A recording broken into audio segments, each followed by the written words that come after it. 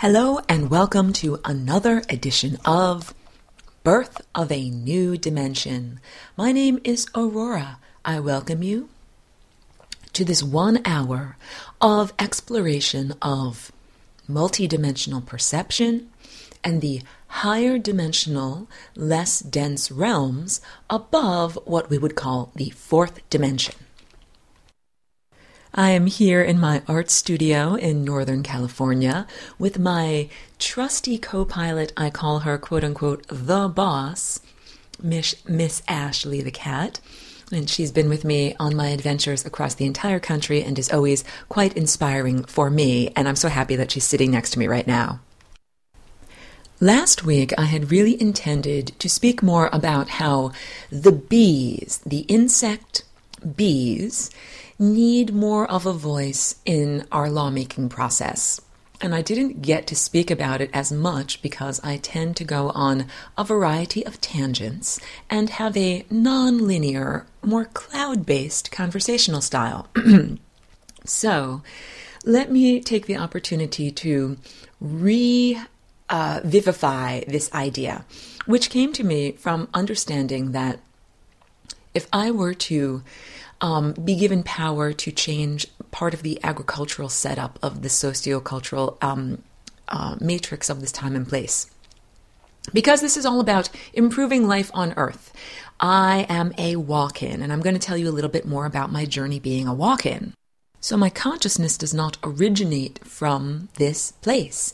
So I have a viewpoint of a visitor or transplant or a person who has emigrated and has a slightly different view of how things, quote-unquote, should be than the people that already live here and are already slightly inured or deadened or anesthetized, desensitized to the world that they have been submerged in. So there's a beautiful documentary that is called The Queen of Light, and it's all about bees. It explores the phenomenon of colony collapse. This is a relatively new thing that has been happening within the past several years, when suddenly entire colonies of bees simply die or disperse.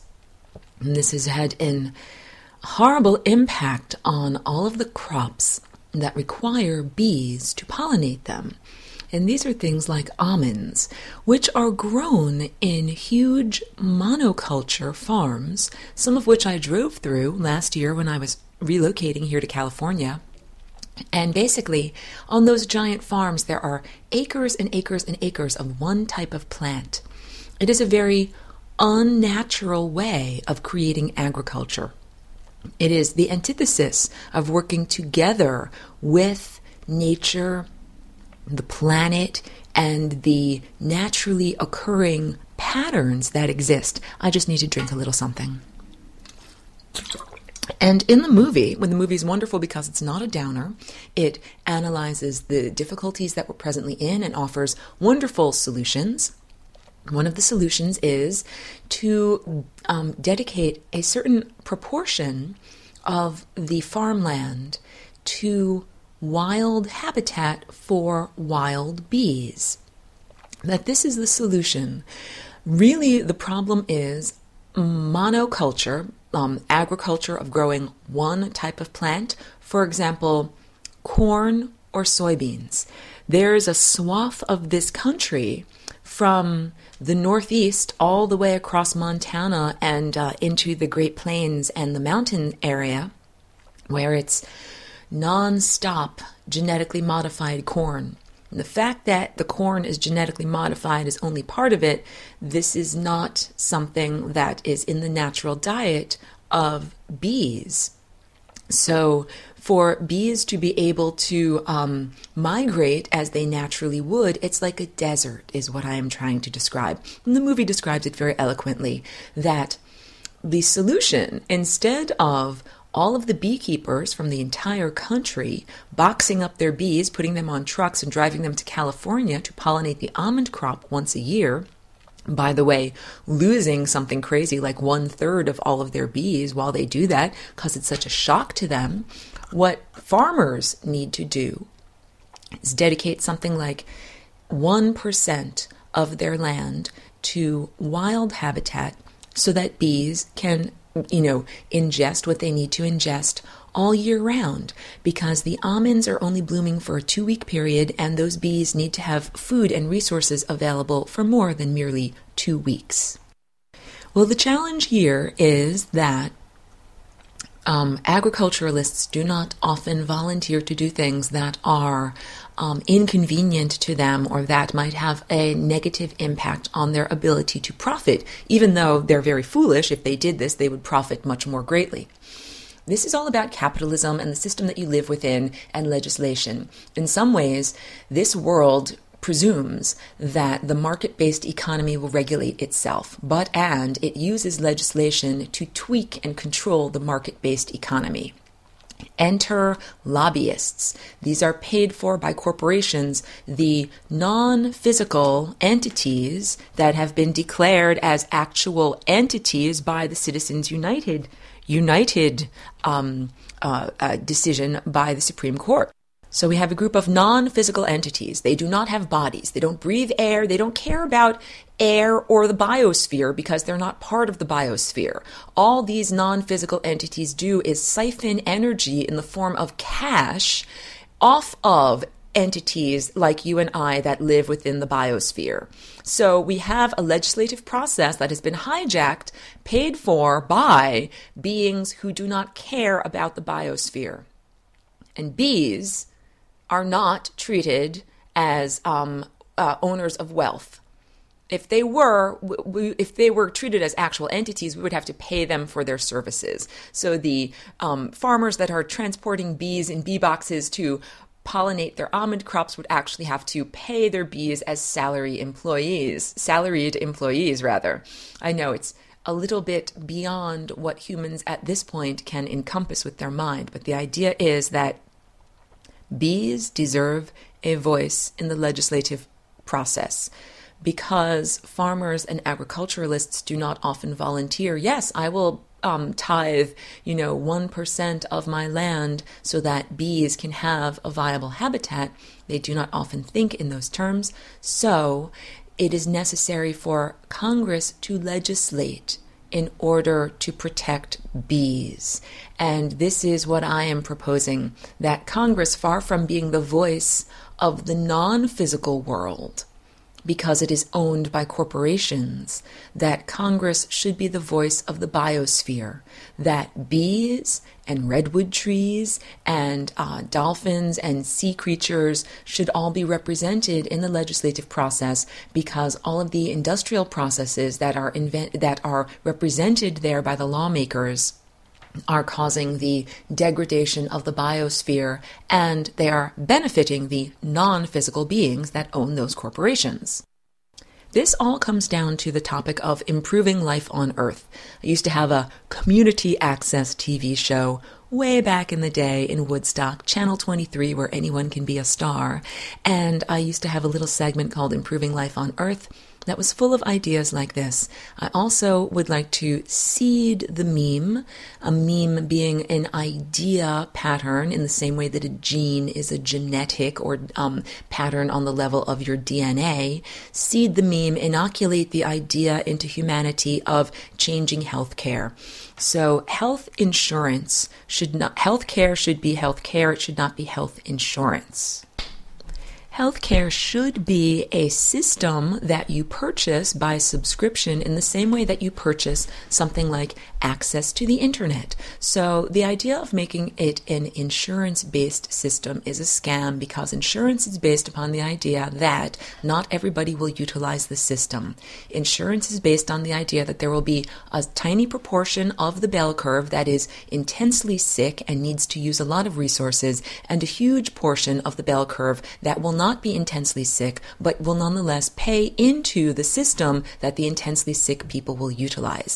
This is totally backwards because everybody is meant to utilize healthcare. It's not meant to be that the people that don't use it very much subsidize or pay for the people that use it a lot. It's the idea that it is a subscription or a basic service. So it's totally a scam, and this is also part of the system for domination and control that has been foisted off on humanity and has been used in order to prevent your sovereignty and prevent your awakening. And let's get a little bit into the way that hospitals are set up. Right now, hospitals are set up in a way that is antithetical to healing. They are full of fluorescent lighting, electromagnetic fields. There's absolute unnatural materials such as plastic and linoleum and a lot of adhesive-based upholstery. All of these physical objects are off-gassing, and they also have a vibration. So, for example, the vibration of plastic is very unnatural and is not in alignment with the we would call them sacred geometric or the highly organized cellular structure of the natural world. So, natural wood grain has an organized cellular structure, and it is according to the sacred geometry of the universe, and it is pleasing to look at. And plastic doesn't contain those same pleasing formations and shapes and patterns, and actually has aspects of its aroma, texture, and the gases that it releases that are unnatural and antithetical to healing.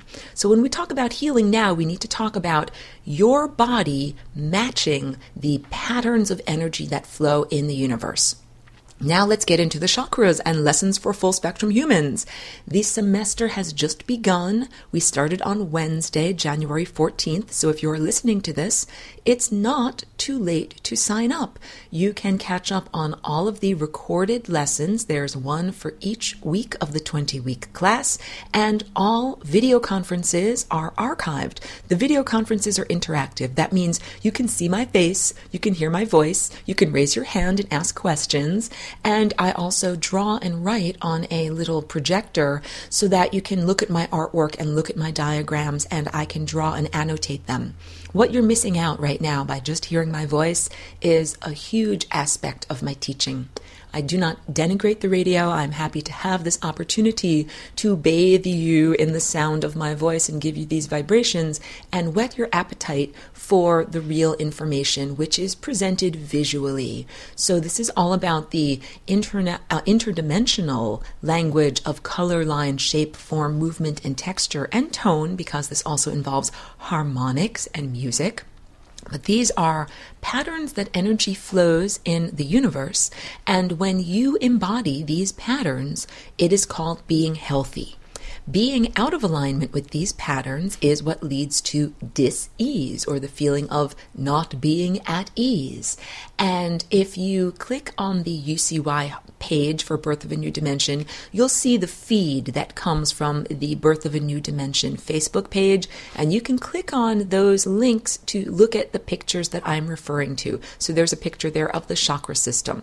First of all, many teachers talk about and write about chakras. What is unique about the way that I present this material is that I show the chakras as actual objects that have a structure and they have a mathematical proportion to them. So we're getting into not just being lackadaisical or lazy with our minds, we are being impeccable with our minds and with our use of language in order to speak about a world that has in the past been lumped together as the amorphous world of energy. Now it's time to raise the bar and be more impeccable and hold ourselves to a higher standard. So one of the things that I have to share are the actual mathematical proportions of the chakras.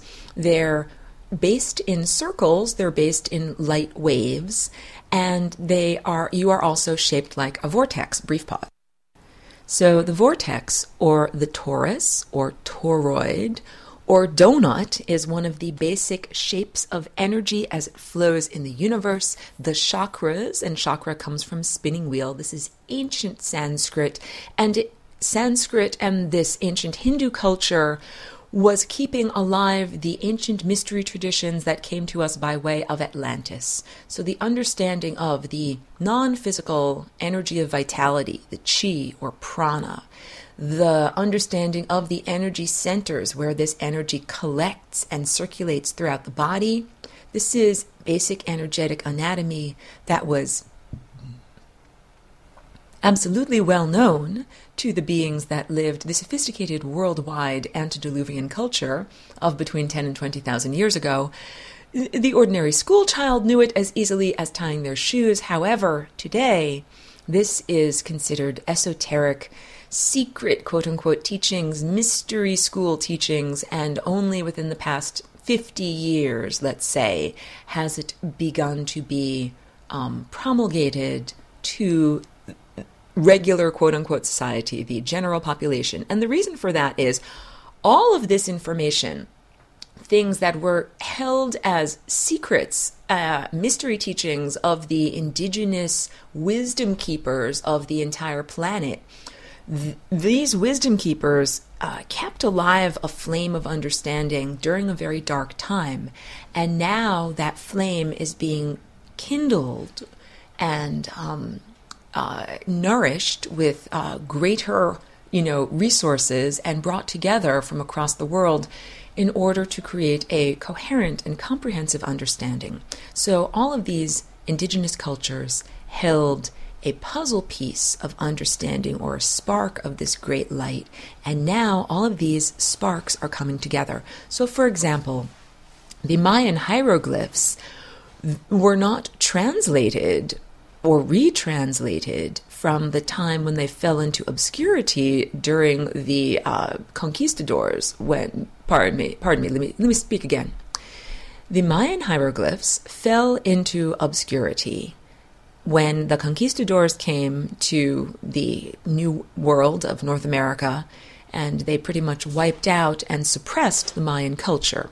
So for about 500 or 600 years, no one knew how to translate these hieroglyphs, which contained amazing information.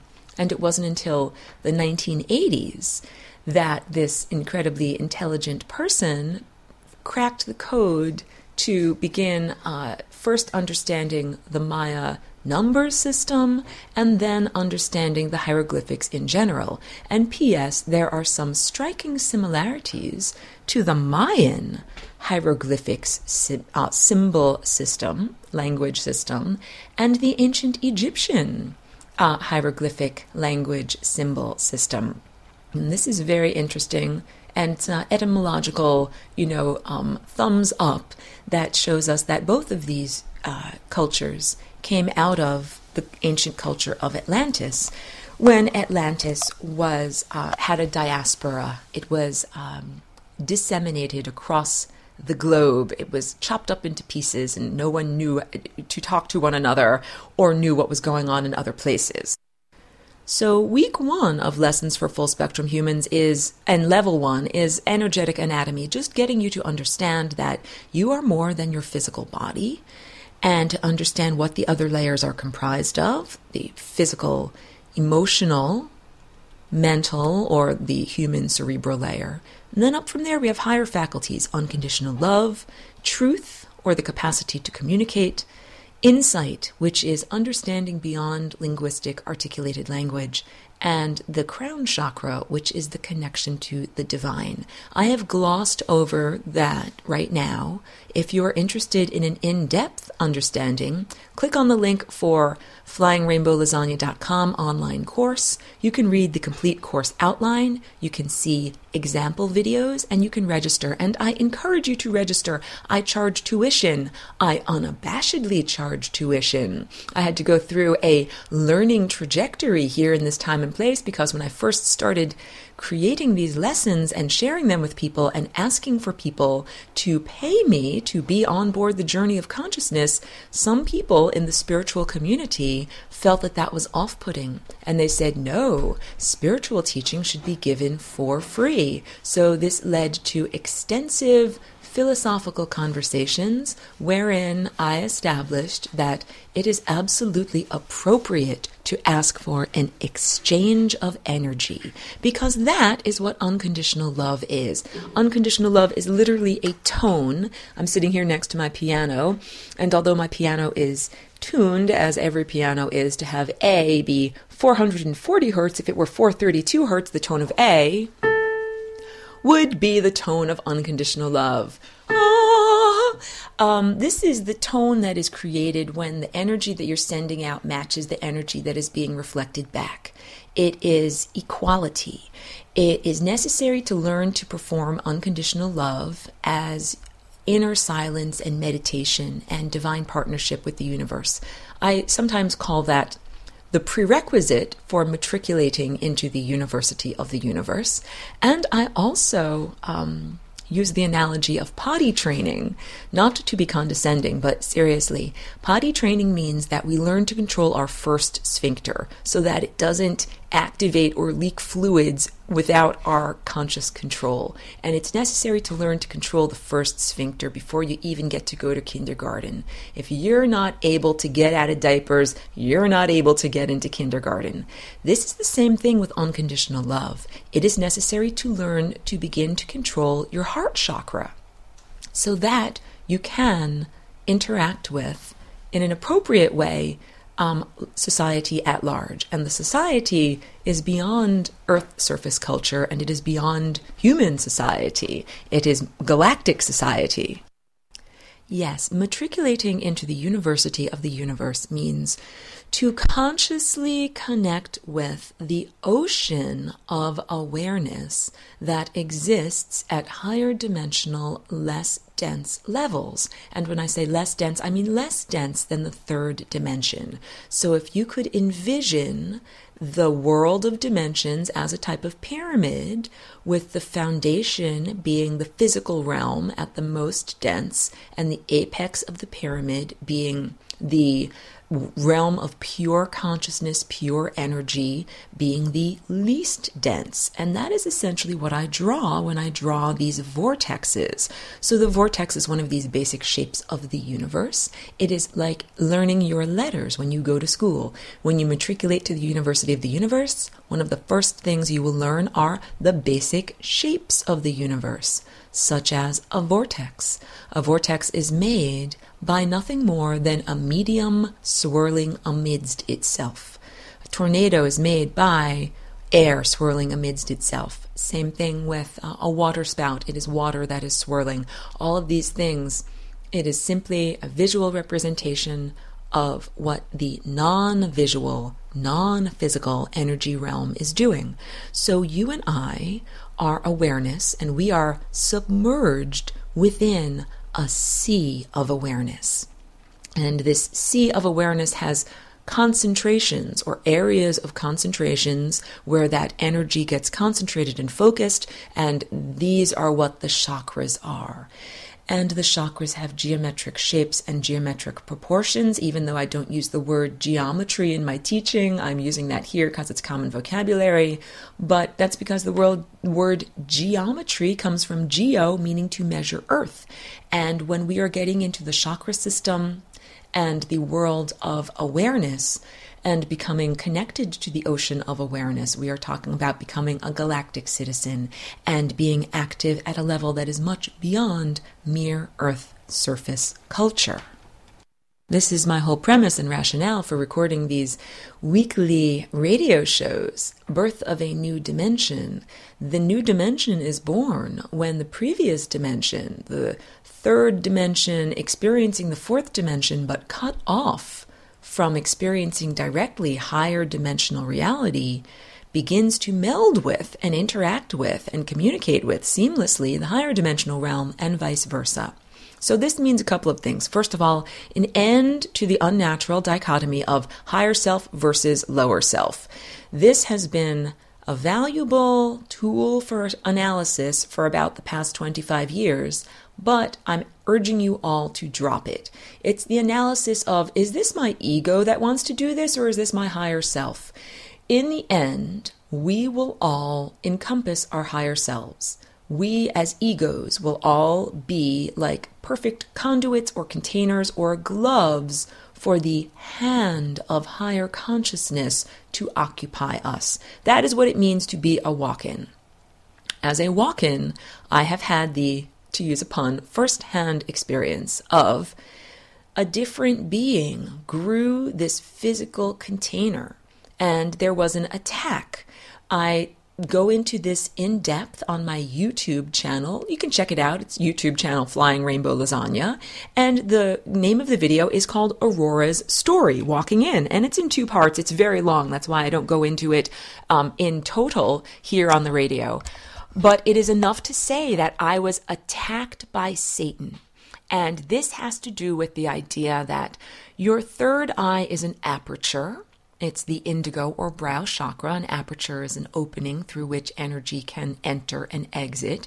And it's also an organ that attenuates or reaches out. Imagine, like, Pinocchio had a long nose that grew forward. Your third eye is similar. Or if you've ever seen the movie Donnie Darko, shout out to that. Awesome movie, got to see it. But in that movie, his heart chakra would grow a long, non-physical type of tendril or tentacle that he could use to reach out and experience the world. Well, the word attention comes from Greek attenuos or attenuate, meaning to reach out. Your third eye is the center of your attention. It is not only an aperture, an opening, it's also an organ like a tentacle that attenuates, reaches forward. Whatever you attenuate to, whatever you reach towards is what you are thinking about or questioning or questing after. It is the sense of wondering. Like if you look at a plant and you say, I wonder how that plant's roots go into the ground. This is how we begin to activate the attenuation of the third eye. And people do this all the time. You might wonder about someone's life. You might wonder about, I wonder if Princess Diana ever did the dishes. And as soon as you do that, you are attenuating to Princess Diana. One can attenuate to a being or an item or an object or a concept that is not physically present. That's the amazing thing about us. Animals are beautiful creatures, like mammalian animals such as cats and dogs and birds. I'm sorry, birds aren't mammals, but creatures like that are beautiful. However, they do not usually think about things that are not physically present. Their thoughts are about the now, their thoughts are about the sensorium, their thoughts are usually not about the past or the future. This is both the blessing and the curse of the human cerebrum. The level of yellow, your human operating system, I've called it a hacked operating system. It does not operate in the way that it was intended to. You were intended to be seamlessly integrated into the physical body, or quote unquote, the glove. And have there be no distinction between your spirit self, or the being of pure energy and pure consciousness that resides in a less dense realm, and the physical container for that self. It is only through the human genetic degradation, quote unquote, the fall, that happened about 10 or 20,000 years ago. It's probably more like 12 or 15,000 years ago, but I'm just giving you a rough time frame so that you can get an idea. That degraded the human system of genes and made it so that once your consciousness entered into the body, you got cut off from home base. It's like saying once you received your iPad from the factory, it got cut off in its connectivity and could never download new apps or new ideas, or new pictures, or new videos. Whatever was in there is great, but you cannot get new stuff.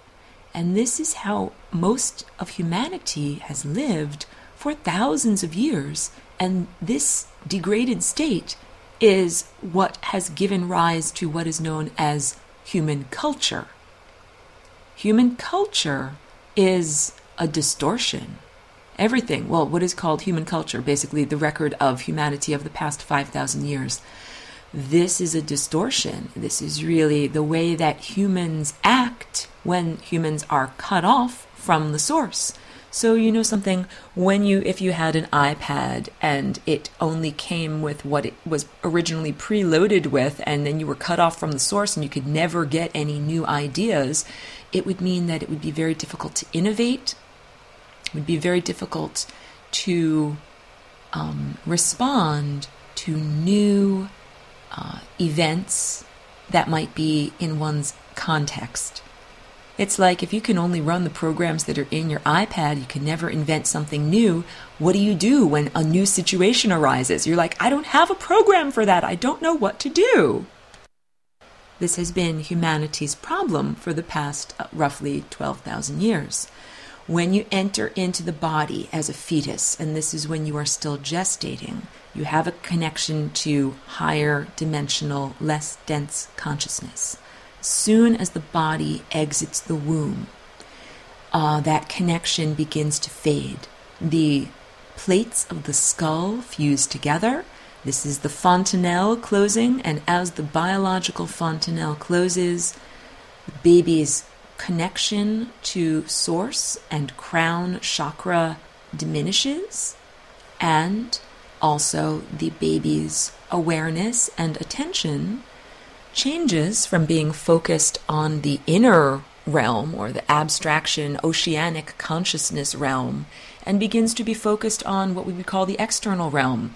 And this is all survival based, because if you're a tiny infant, you're quite helpless, but you have biological needs. You're like, I'm hungry, I'm thirsty, I got a poopy diaper, somebody needs to know about this. And you have to figure out a way to communicate your needs to the beings around you so that you get whatever you need so that you can survive.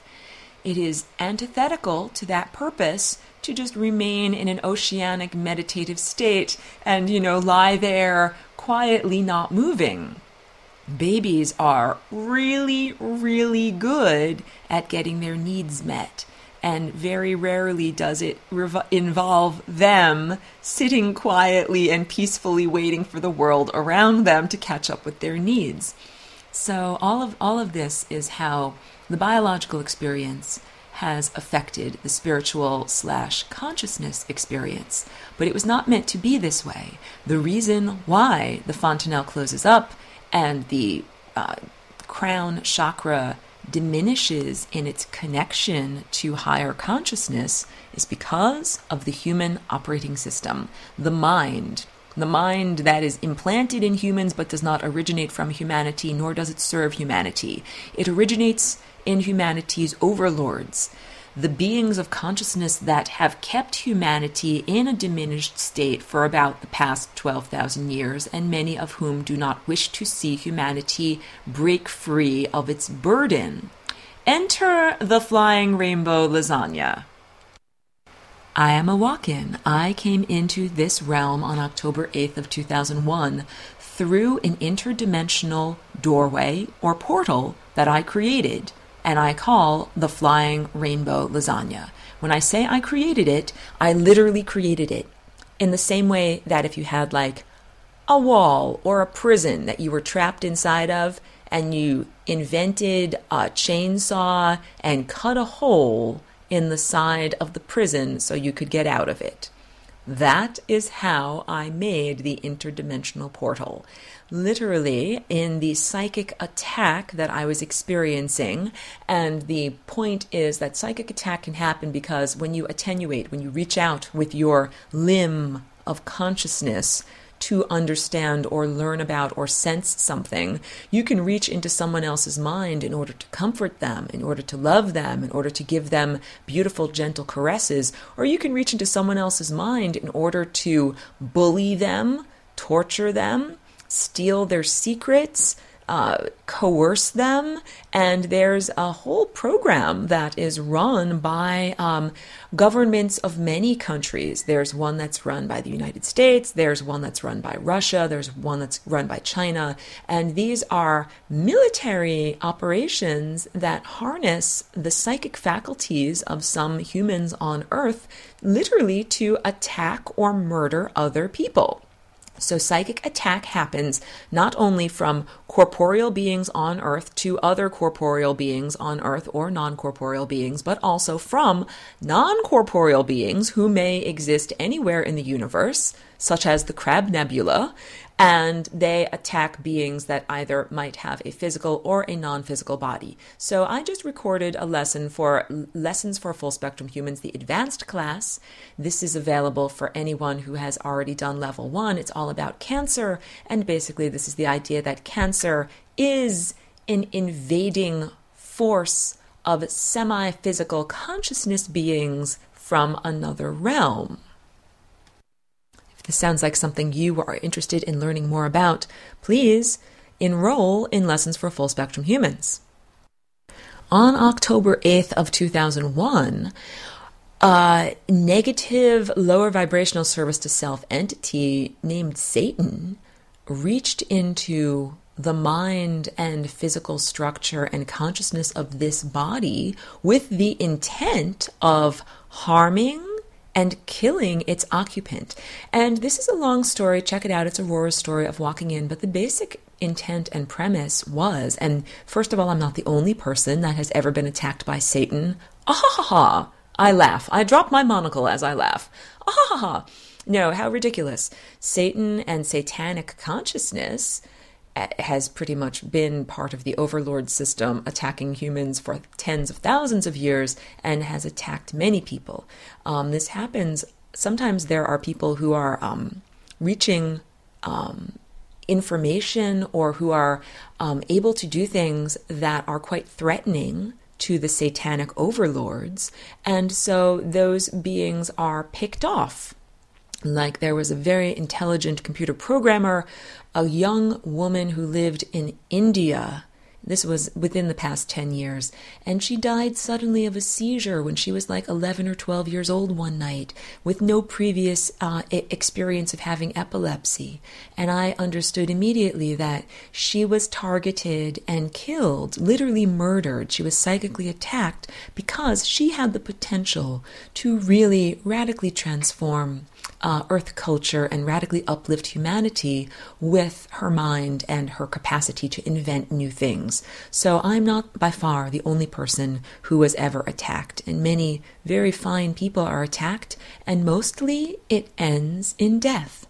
In my case, I chose not to die, or let us say it this way, the previous occupant of this body died. I, as stellar consciousness, saw an opportunity, and I got my cosmic chainsaw going and chopped a hole in the wall of the prison and came into the denser realm, denser comparatively speaking to where I was, into this physical form. Okay? So this is one way of describing and understanding this experience. And credibility issues aside, I'm always so surprised because, I am sharing my story, I am sharing my truth. When I share my truth and I find that people cast aspersions upon my motivations and credibility, I'm always surprised, I'm always shocked, because I cannot imagine what motivation one would have for, making up a story like this and telling other people that this has happened. And yet it is important for me to share the origins of the flying rainbow lasagna shape and where it came from and how it was created, because that speaks to one of the functions that it performs, which is it allows the occupant or user to die without dying. And I use the diagram all the time that you can click on from the Birth of a New Dimension Facebook page. It looks like the cross-section of a circus tent. It looks like a vortex shape that has a broad flat bottom and that converges to a point at the top, and that point is actually a little wormhole. That is the exit of this physical reality and the experience of the lifetime you are presently circulating within. You are involved in a process of refinement of consciousness. And much like Bill Murray in the brilliant movie Groundhog's Day, you will go through every single iteration or possible mathematical combination of all of the events and choices of your life, like a choose-your-own-adventure novel, until you reach and align with that timeline that brings you to that little tiny wormhole that is the exit of this set of limitations or this set of boundaries. And the boundaries are the membrane or the tent that you're within, what makes the tent skin. It is the membrane of death. It is a flowing membrane of consciousness that rearranges your energy and your consciousness when you touch it and sends you back to the beginning. You could think of it as like the electrified fence of your life. When you touch the electrified fence, you circulate back to the beginning. And that is what the experience of death is. So now we understand that death is not a grim reaper with a scythe trying to cut you down or harm you. Death is a focuser of consciousness. That we are here with this wide array of possibilities in front of us. When you are born, there's all of these different things that can happen, but not everything that can happen should happen or is meant to happen. We're here in the video game of life exploring all of these iterations and figuring out and analyzing what serves and what does not serve. Through experience, we learn what does not serve. And this is the process of refinement of consciousness. In the movie Groundhog's Day, Bill Murray learned that his unenlightened, boorish behavior did not serve. He was hoping to woo women and impress fellow humans, and his boorish and rude behavior did not do that. He needed to cultivate himself and cultivate compassion and appreciation and sensitivity towards others in order to get what he wanted, which was essentially fulfillment and human companionship. And this is the same challenge that we all face. Many people come here and they think, the way to get what I want is to kill and murder and steal from others. And you gotta go through your iterations and figure out, killing and stealing and raping do not actually bring me what I want, which is love and acceptance and physical resources and companionship. And the more you go through the ringer and the more you get refined, the more you realize that it is through cooperation as opposed to competition that you begin to reach the levels that you desire. And eventually that central tent pole or that timeline that is in alignment with the wormhole out of reality, that would be your ascended master timeline. That would be you as a temporal ego being honed to the point where there's no more flab. There's no more excess. There's only the lean, mean, or lean, loving, pure version of who and what you are. I don't know if you've ever had the experience of having a loved one die or pass on, but when a person's on earth, it's like you love them, you hate them. I love you, I hate you, you drive me crazy. You have these personality quirks that drive me crazy.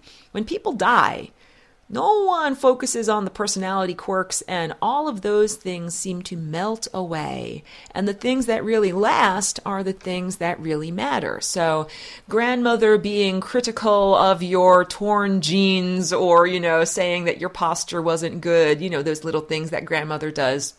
Those things all fade away. And what you really remember are kindnesses like grandmother made you lovely cookies or grandmother who sewed you a special blanket. Those are the things that you really keep with you. It's the same thing with your ego. Many aspects of ego are not permanent. They are temporal. They are based only in the temporary situation that you find yourself in. But some aspects of self are permanent, and you can take them with you. And the experience of going through this refinery of consciousness is your own journey of finding out what's really me, the real eternal me, and what's not the real me. What's the me that just happened because I was submerged in this culture, in this time and place, and born to this family and had these particular experiences, kind of random and arbitrary. And this has to do with higher self versus lower self. When humans were artificially severed from their higher self, then it meant that you get born and you develop an ego, and it's kind of like never checking back in with home base. You have a whole life experience, and most people never check back in. And then it is only upon the moment of death that people reconnect. This is not how humanity was intended to be used. Humanity was intended to be in constant rapport with higher consciousness. People all at this time, many people do something called channeling. I have to tell you, I am not a channeler. I am Aurora. I am an ego consciousness, an interface that has been programmed with information, and that information could come out in a variety of different ways. It could come out through voice, through song, through artwork, through interpretive dance. Like, it could come out in a variety of ways because it's inside of me. And I use a lot of analogies, and I have learned the vernacular, the slang of this time and place so that I can effectively share information and communicate. A channeler is when the ego steps aside and allows a direct use of the vocal cords by a non-physical presence. And basically, when people are doing that, they're allowing their temporal ego to step aside, and they're connecting with their own aspects of higher self and higher consciousness. But because they have not yet claimed those aspects of consciousness as their own, it feels like, quote unquote, to them, they are connecting with something other. And really, our journey here is understanding that we are divine, we are God, and to reclaim that inner connection to divinity and not continue to believe in the fiction or the lie of an external God and an external authority figure and an external savior that, first of all, needs to absolve you of your quote-unquote sins, or, or your what you are not good enough at, somehow make you good enough, and then allow you to reach higher consciousness, which is the idea of Jesus absolving you of your sins and allowing you to get into heaven. No. You do not require any false astral intermediary to make you no longer feel guilty and allow you to connect with higher consciousness. You came here as an infant, and you were meant to be connected to higher consciousness all the time.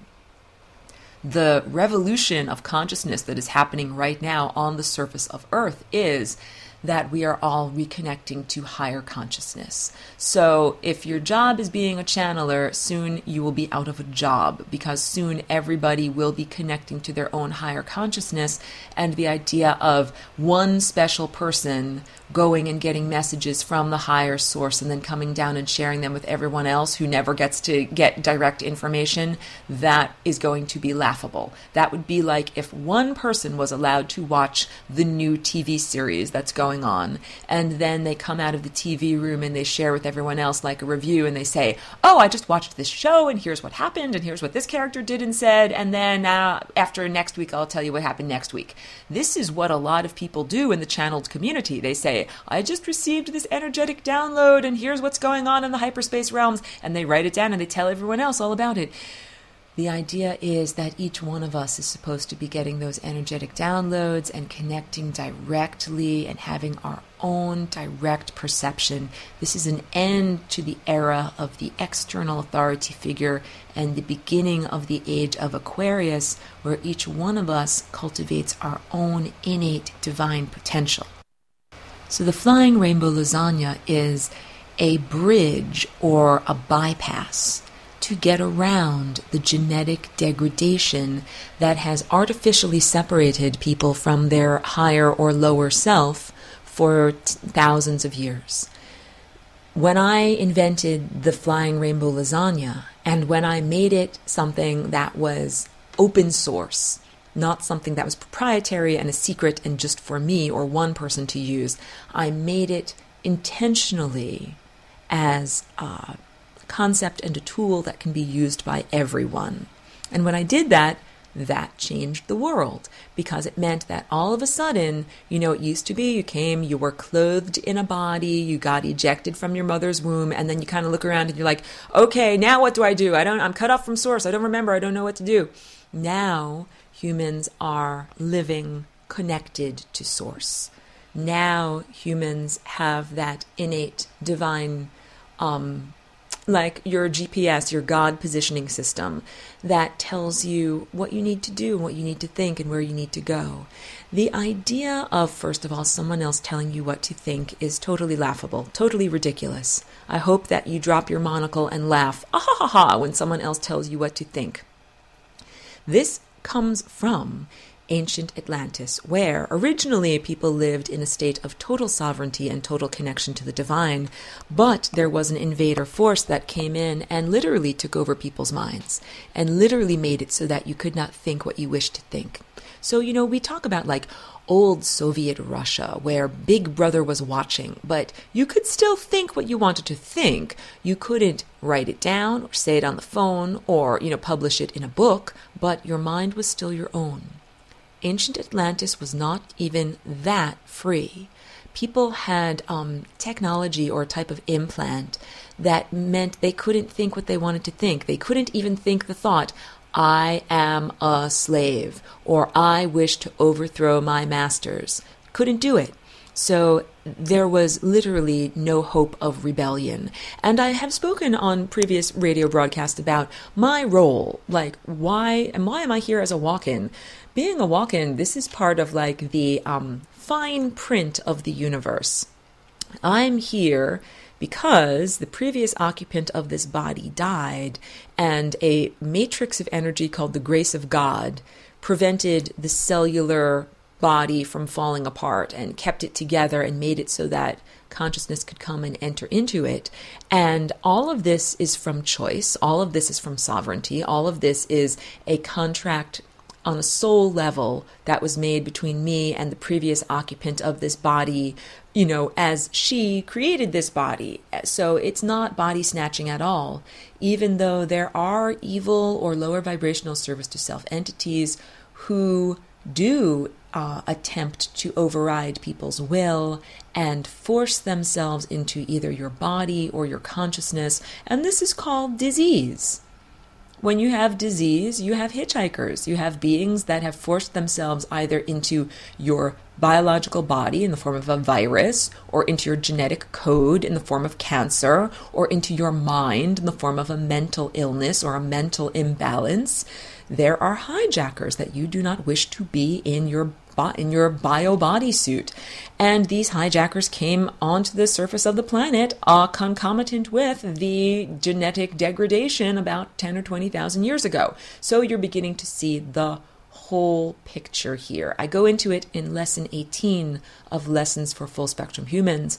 I ask that people enroll not merely because of tuition, but because this requires some amount of effort and mental commitment that giving casually information to people on a radio broadcast or in 10-minute free lessons did not allow me to speak comprehensively. So I have a class that's so that people formally enroll, they're committed, and it has a trajectory of learning that begins with creating the foundation of concepts and builds upon that foundation. So the beginning foundation is about energetic anatomy, and we build into the ideas of how is the flying rainbow lasagna shaped? How can you personally change your genes into a flying rainbow lasagna shape?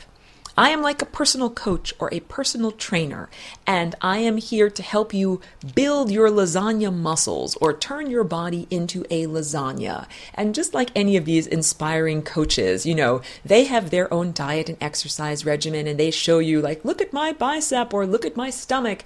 And that's what I do. I do my own meditation regime. I have my own system of perception, and I've created it into a series of lessons that I can share with other people. I cannot wave my magic wand and make you a flying rainbow lasagna any more than a personal trainer can wave their magic wand and poof, turn you into an Olympic athlete. The effort must be made on your part, and the effort is an effort of consciousness and of cultivating your awareness.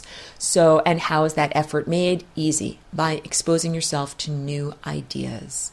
People do not understand. You understand, you ingest air when you breathe, you ingest water and food, you ingest light, you ingest sound, you ingest ideas.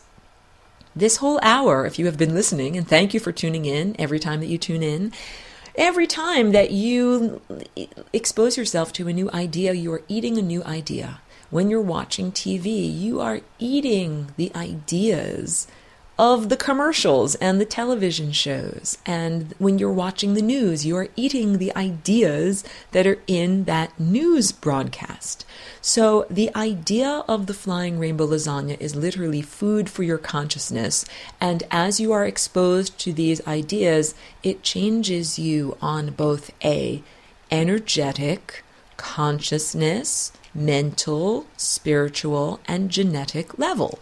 That's right, my friends. Your genes have been changed just by listening to this radio broadcast. And go further, do it, delve. Check out the picture of the Flying Rainbow Lasagna. Your genes will change more. Check out an animation of the Flying Rainbow Lasagna. It's on my website and it's also on my YouTube channel. It's called The Conception of the Flying Rainbow Lasagna. The more that you expose yourself to the Flying Rainbow Lasagna idea, or as I like to say, the more that you are lasagnified, the more that your genes change and morph. And I'm allowed to do this. It is consensual. I am not tying you down a la A Clockwork Orange and holding your eyeballs open and forcing you to listen to and be exposed to these ideas. You are choosing.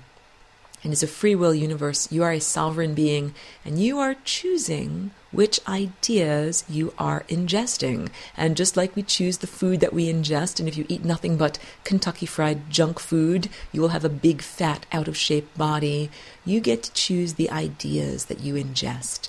And if you do nothing but watch unenlightening television and never expose yourself to ideas that are about physics, cosmology, the origins of the universe, religion, spirituality, ancient cultures, how was the Great Pyramid built, how could Edward Leedskalkin build the Coral Castle in Florida seemingly on his own. These are little tidbits. I'm dropping you breadcrumbs that you can investigate on your own that will feed your consciousness, and they are nourishing ideas and concepts. This is not the Kentucky Fried junk food of the mind. This is the organic, fresh salad bar of the mind. YouTube is a revolutionary tool. YouTube literally has allowed people to inoculate this culture with ideas that otherwise would have stayed locked in someone's mind or in someone's closet or on someone's private drawing board. Expose yourself to these new ideas, and I'm just one conduit bringing this information through voice and teaching and music. I am so pleased to tell you that there are many avenues and ways that you can ingest this information and nourishment from higher sources.